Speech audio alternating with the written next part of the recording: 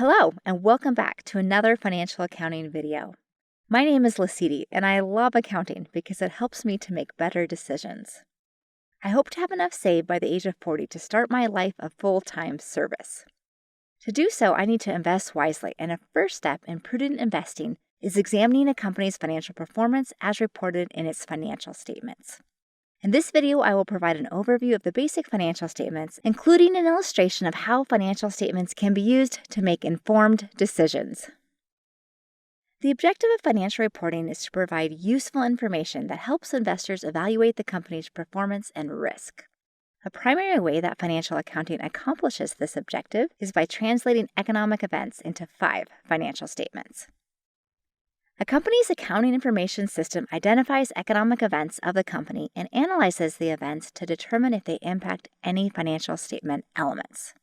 If so, then the event must be measured and recorded in the accounting information system. Once the company's economic events are analyzed, measured, and recorded, then financial statements can be prepared. Recall from the previous video that U.S. public companies are required to file their quarterly and annual financial statements with the Securities and Exchange Commission, or SEC for short, and that this financial information can be accessed via the SEC EDGAR website. I encourage you to look up the financial information of your favorite company. The 5 primary financial statements highlight different aspects of performance that investors are likely to find useful. The balance sheet shows the company's assets, liabilities, and equity at a point in time. In the U.S., within each category, accounts are listed in order of liquidity. The income statement reports revenues, gains, expenses, and losses for a quarter or year. The statement of comprehensive income includes the income statement items and a few additional items referred to as other comprehensive income items, or OCI for short.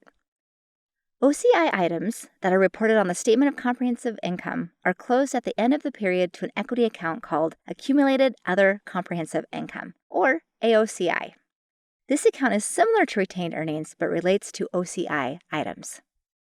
The Statement of Retained Earnings shows the increases and decreases in retained earnings for the period. In a typical year, net income will increase retained earnings and dividends declared will reduce retained earnings. The ending balance in retained earnings will also be reported in the equity section of the balance sheet. The statement of cash flow categorizes the sources and uses of cash generated for the period into 3 categories: cash from operations, cash from investing, and cash from financing. The sum of cash from operations, investing, and financing activities is the change in cash for the period. When this amount is added to beginning cash, the ending cash balance for the period is obtained. This amount is reported on the statement of cash flows and on the balance sheet as the ending balance in the cash account. Financial statements can be useful in informing numerous judgments and decisions made by investors. For example, suppose I am contemplating investing in a retail company. I have done a little investigating and I determined that the typical profit margin for retail clothing companies ranges from about 1 to 8%. Recall that profit margin is calculated based on information reported on the income statement. Specifically, profit margin is net income divided by sales.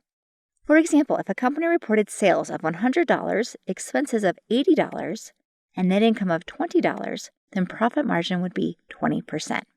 The name of the potential investment company is Kate's Creations, and the income statement for 2018 is shown. Should I invest? Let's calculate profit margin. Net income of $51.75 million divided by sales of $623 million yields profit margin of 8.3%, an amount that is at the high end of what is typical for the industry. Because profit margin is a measure of profitability, a profit margin at the top end of the industry average is a signal of good performance. We could also examine other elements on the income statement to see if we can garner any additional information.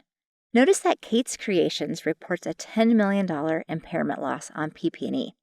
Impairments are typically considered indicators of poor performance. We have one good signal and one bad, making it difficult to know if we should invest in Kate's Creations. There are many next steps we could take. A common one might be to compare Kate to a competitor.